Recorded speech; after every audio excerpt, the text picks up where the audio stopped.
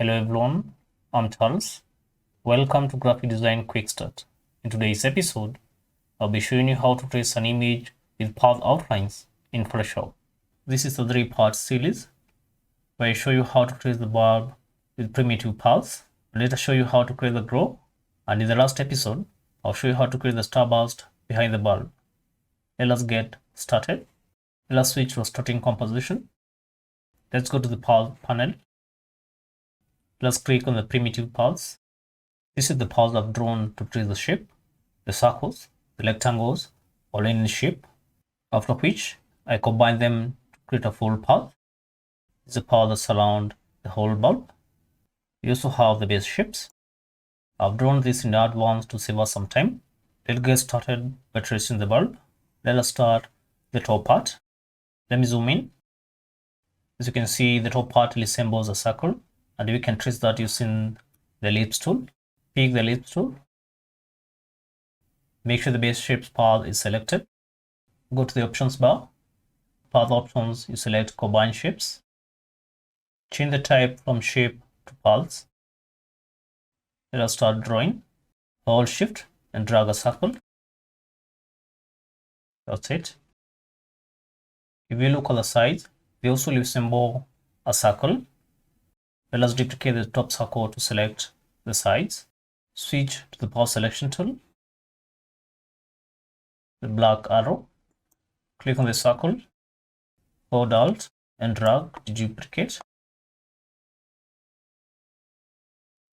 Let us duplicate it to the right also.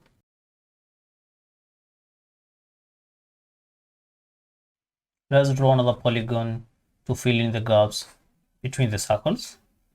Pick the pen tool. Create 4 points to create the polygon.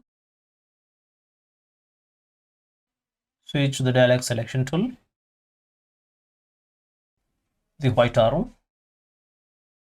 Let's drag the points so that they are tangent to the circles.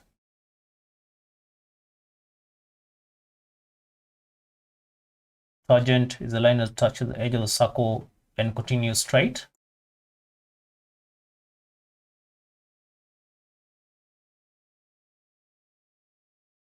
Let us draw another rectangle to select this area. Switch to the rectangle tool.